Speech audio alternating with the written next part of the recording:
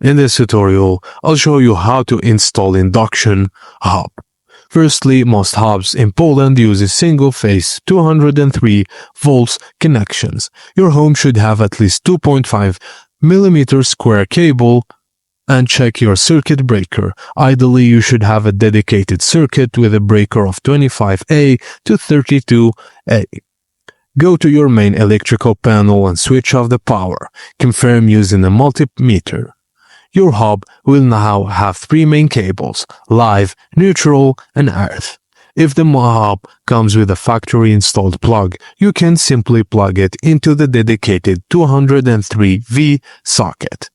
Now, simply plug into the dedicated socket and open the connection box of the hob.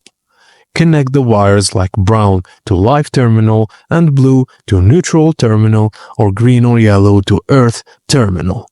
If your hob requires bridging, check the manufacturer's wiring diagram and use the metal bridges provided.